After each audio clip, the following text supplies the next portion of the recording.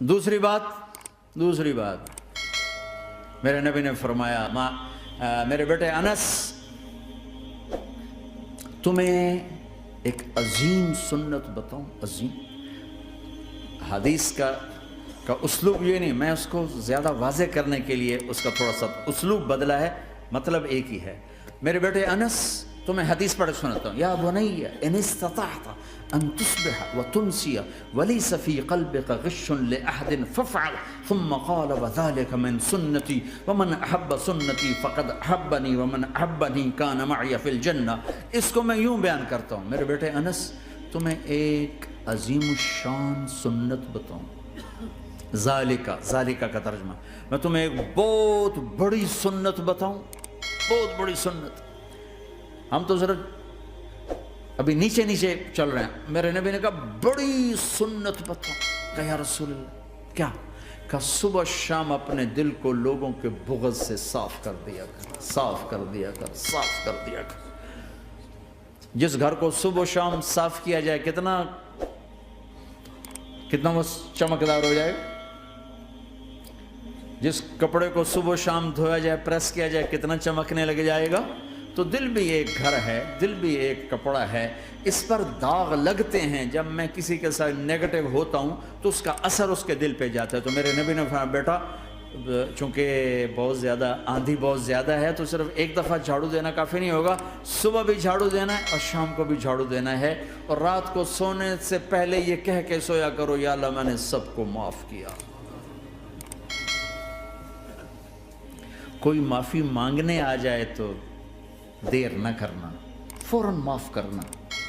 اور تم سے خطا ہو جائے تو معافی مانگنے میں دیر نہ کرنا. کوئی تم سے زیادتی ہو جائے تو معافی مانگنے میں دیر نہ کرنا. اور تم پر زیادتی کر کے کوئی معافی مانگنے آ جائے تو معاف کرنے میں دیر نہ کرنا.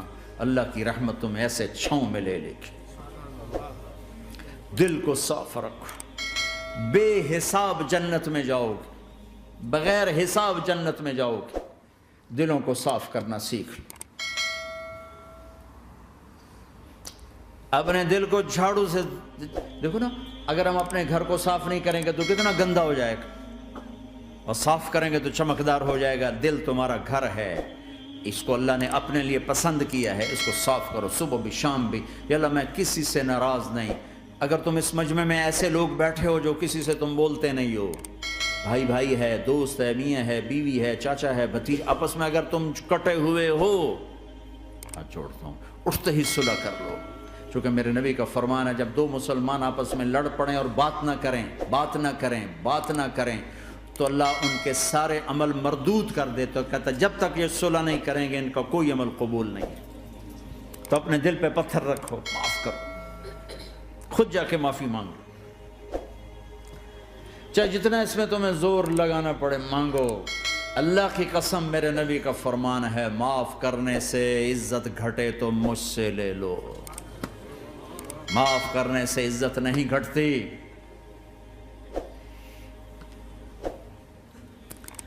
ہے ایک بچے نے معافی مانگی اور ماں اس کو کہہ رہی تو اتنا بے غیرت ہو گیا ہے کہ تو نے معافی مانگی.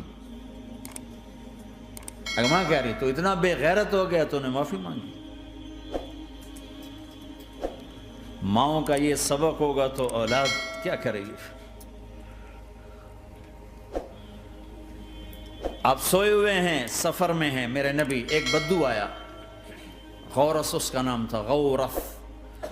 اس نے آپ ہی کی تلوار اٹھائی اور آپ کے یوں پسلی میں ماری. آپ کی آنکھ کھلی تو تلوار لے کے کھڑا. من یمنعک منی، اب بول کون بچائے گا، تیار ہو جا.